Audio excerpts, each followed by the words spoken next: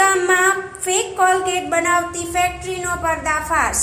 કચ્છમાં રાપર તાલુકાના ચિત્રોડ ગામમાં ગાગોદર પોલીસને મોટી સફળતા મળી છે। પોલીસે અહીં નકલી કોલગેટ ટૂથપેસ્ટ બનાવતી ફેક્ટરીનો પર્દાફાશ કરી 4 ઈસમો વિરુદ્ધ ગુનો નોંધ્યો છે।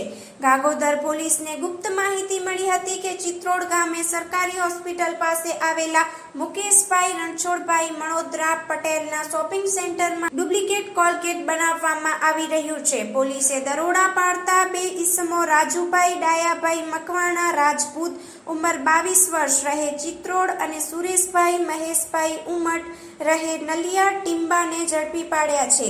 પોલીસ દ્વારા સ્થળ પર તપાસ કરતા રવેચી ડેકોરેશન નામના કુલરોની આડમાં દુકાનના અંદરથી કોલગેટ જેવી ક્રીમ ભરેલા ટ્યુબ, ખાલી box, packing material, heating machine અને અન્ય સાધન સામગ્રી મળી આવી હતી। આરોપીઓ પાસેથી કોઈ દસ્તાવેજી પુરાવા કે મંજૂરી ન મળતા પોલીસે 9,43,574ના તમામ મુદ્દા માલ કબજે કરી અને કાયદેસરની કાર્યવાહી હાથ ધરી છે। Story report by Suraj Luhar, Rapar.